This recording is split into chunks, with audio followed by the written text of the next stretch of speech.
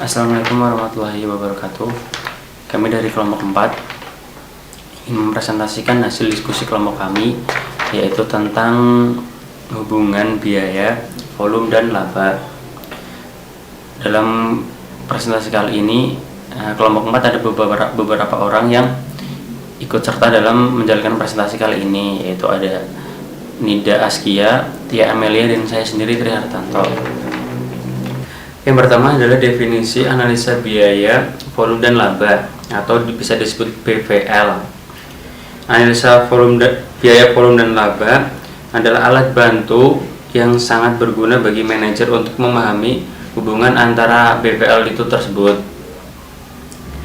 Analisa BVL berfokus pada pengaruh dari kelima faktor tersebut, yaitu diantaranya yang pertama harga produk, volume penjualan, biaya variabel per unit, total biaya tetap, dan yang terakhir bauran produk yang dijual.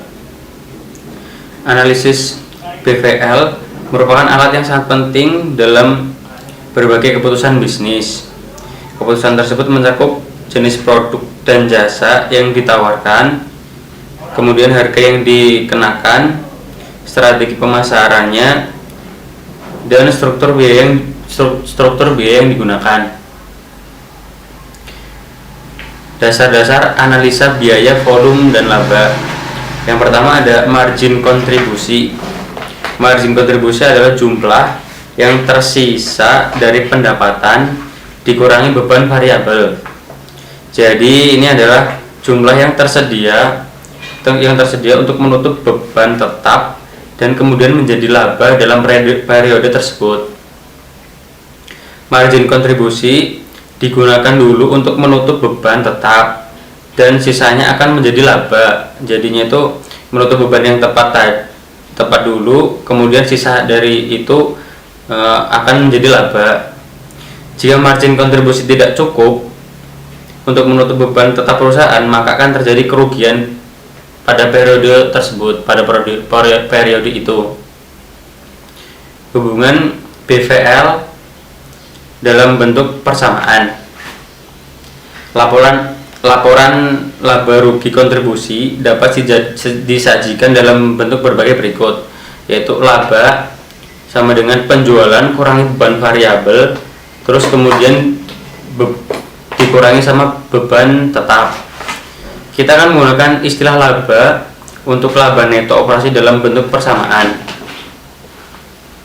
Ketika perusahaan hanya memiliki satu jenis produk, kita dapat mengubah persamaan tersebut menjadi seperti ini.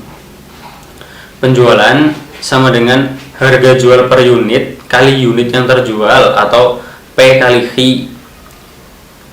Kemudian beban variabel sama dengan beban variabel per unit kali unit yang terjual, atau V kali V. Kalau untuk laba itu dari P kali V kurangi V kali V, kemudian dikurangi sama beban tetapnya. Hubungan BVL dalam bentuk grafik. Hubungan BVL dapat diilustrasikan dengan grafik BVL. Grafik BVL menekankan hubungan BVL pada berbagai tingkat aktivitas. Yang selanjutnya ada analisis target laba dan titik impas. Yang pertama, analisis target laba. Analisis target laba adalah salah satu penggunaan pokok dalam analisis BPL. Dalam analisis target laba atau target profit analysis, kita mengestimasikan volume penjualan yang diperlukan untuk mencapai laba tertentu. Ada dua metode untuk menghitung analisis target, yaitu yang pertama metode persamaan, yaitu kita dapat menggunakan persamaan laba dasar guna untuk mengetahui volume penjualan yang dibutuhkan untuk memperoleh target laba. Dalam contoh kasusnya yaitu akustik konsep, perusahaan yang memiliki satu jenis produk. Kita dapat menggunakan persamaan margin kontribusi, mengingat bahwa laba targetnya adalah 40.000, margin kontribusi per unitnya adalah 100, dan beban tetap sebesar 35.000. Jadi kita dapat menghitung volume penjualannya sebagai berikut. Rumusnya yaitu laba sama dengan margin kontribusi per unit kali Q kurangi beban tetap. 40.000 sama dengan 100 kali Q kurang 35.000. Karena yang akan dicari adalah Q, maka berpindah tempat, yaitu 100 kali Q sama dengan 40.000 tambah 35.000. Q sama dengan 40.000 tambah 35.000 lalu tambah 100. Q sama dengan 750. Jadi hasilnya yaitu target laba dapat dicapai dengan menjual 750 pengeras suara per bulannya. Yang kedua ada metode rumus. Metode rumus merupakan versi pintas dari metode persamaan. Perhatikan masalah sebelumnya. Target laba sebesar 40.000 dan beban tetap sebesar 35.000 dibagi dengan margin kontribusi per unit sebesar 100. Secara umum, dalam situasi produk tunggal, kita dapat menghitung volume penjualan menggunakan rumus berikut. Dalam kasus akustik konsep, rumus tersebut menghasilkan jawaban sebagai berikut. Dengan rumus, unit penjualan untuk mencapai target laba sama dengan target laba ditambah beban tetap dibagi dengan margin kontribusi per unit. 40.000 tambah 35.000 lalu dibagi dengan 100, hasilnya 750. Yang kedua ada analisis titik impas. Titik impas sebagai tingkat penjualan yang dihasilkan ketika laba perusahaan adalah 0. Sehingga analisis titik impas digunakan hanya dalam kasus khusus di mana target labanya adalah 0. Kita dapat menggunakan metode persamaan ataupun metode rumus untuk menghitung titik impas. Metode persamaan akan memberi hasil yang sama dengan metode rumus dalam analisis target laba. Perbedaannya adalah bahwa target laba adalah 0 dan dalam analisis titik impas. Selanjutnya ada pertimbangan BPL dalam memilih struktur biaya. Struktur biaya mengacu pada proporsi relatif biaya tetap dan biaya variabel dalam suatu organisasi.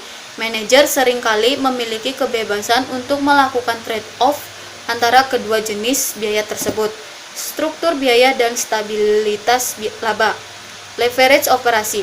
Pengungkit adalah alat untuk menggandakan tenaga. Dengan pengungkit, suatu objek yang sangat besar dapat dipindahkan dengan menggunakan tenaga yang secukupnya. Leverage operasi adalah suatu ukuran tentang sensitivitas laba neto operasi terhadap perubahan persentase dalam jumlah nilai penjualan atau dolar. Leverage operasi bertindak sebagai pengganda atau multiplier. Yang selanjutnya ada penyusunan komisi penjualan. Perusahaan umumnya membayar tenaga penjualan menggunakan basis komisi atas penjualan, gaji ataupun keduanya. Komisi yang didasarkan pada nilai-nilai penjualan dapat menghasilkan laba yang lebih rendah untuk perusahaan. Selanjutnya ada bauran penjualan. Istilah bauran penjualan atau sales mix mengacu pada proporsi relatif di mana produk perusahaan dijual. Tujuannya adalah untuk menghasilkan kombinasi atau bauran yang akan menghasilkan laba besar.